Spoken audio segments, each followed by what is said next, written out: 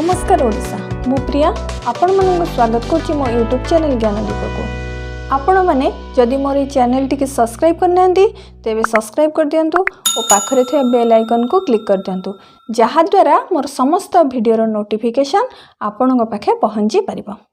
आज आम भिडियो रे आलोचना करिबा ओडिशार उपाधि प्राप्त कृति संतान मानक विषय रे।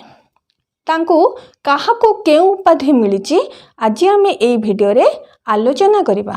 प्रथमे आलोचना करिबा सुभाष बोस को विषय रे। सुभाष चंद्र बोस को नेताजी उपाधि मिलिथिला। समस्ते नेता होई पारंती किंतु नेतृत्व नबार क्षमता केवल आम प्रिय नेताजी पाखरे थिला। से 1897 मसीह जन्म ग्रहण करथिले कटक नुआ बजार ठारे। से केंद्रीय प्रशासनिक सेवा को प्रत्याख्यान करी स्वाधीनता आंदोलन रे जोग देथिले।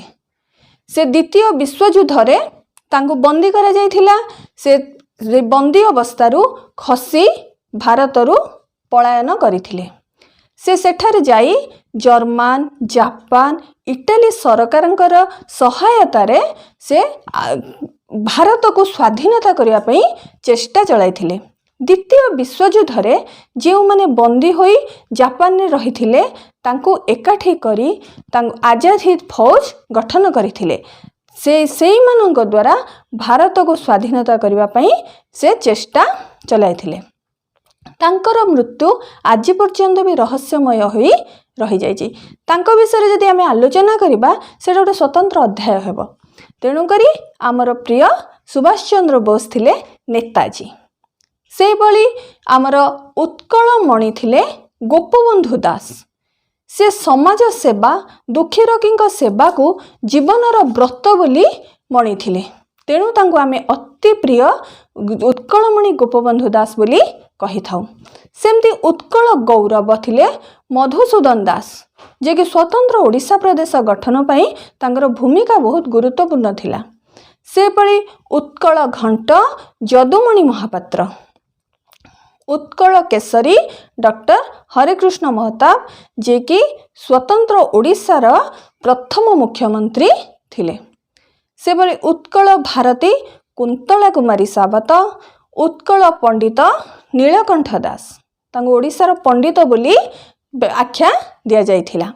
से बली अति बड़ी जगन्नाथ दास जे कि महाभारत को ओडिया रे रचना करिथिले। से बली आदि कवि सारला दास से बली वाल्मीकि रामायण को मध्य से ओडिया रे रचना करिथिले। भक्त कवि मधुसूदन राव।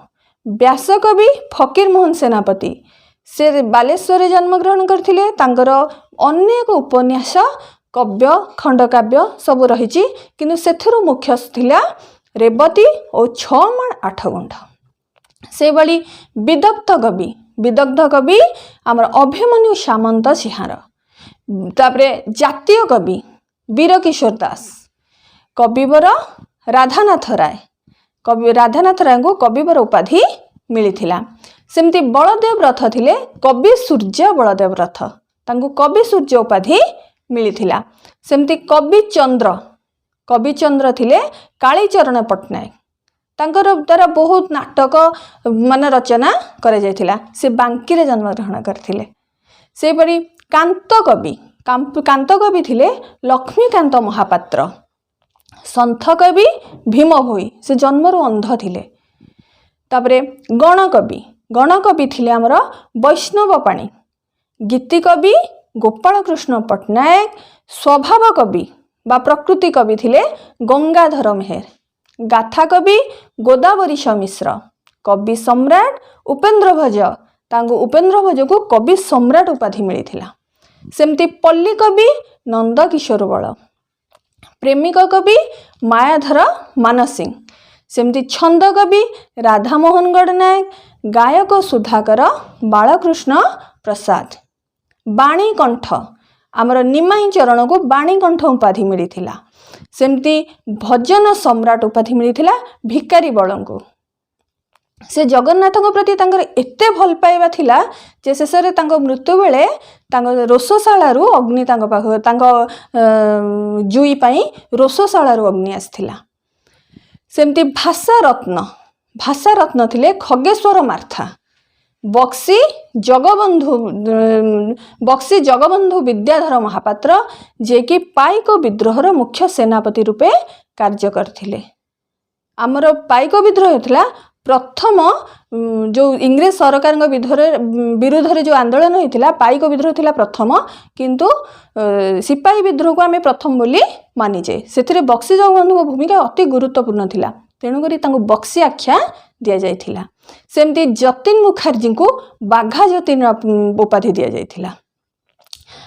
ओडिशार आचार्य हरिहर दास, सेमती कर्मवीर जे को कर्म को जे वीर सहित ये करथिले, कर्मवीर गौरीशंकर राय को कर्मवीर उपाधि मिलिथिला। सेमती चंदन हजूरी चाखे खुंटिया, से चाखे खुंटिया तांको पुरी राजा चंदन हजूर आख्या दे जो उपाधि देथिले। से जगन्नाथ मंदिरर सेवक हिसाब रे विधर्मी माननकु जगन्नाथ कबलरू रक्षा करिया पई प्रमुख भूमिका ग्रहण करथिले। तांको जीवनर व्रत थिला केमती जगन्नाथ को विधर्मी मानन ठारू रक्षा करिबा। सिपाही विद्रोह रे लक्ष्मीबाई को से अनेक सहाय्य करिथिले। तेणुकरी आज आम भिडियो रे जो उपाधि मिलिथिबा कृति संतान मान विषय आलोचना करथिले, सेटा निश्चय आपणकर किछि कार्य रे आसीबा। तेणुकरी प्लीज मोर ए चैनल टी को सब्सक्राइब कर दियंतु और पाखरे थिबा बेल आइकन को क्लिक कर दियंतु प्लीज। जय जगन्नाथ।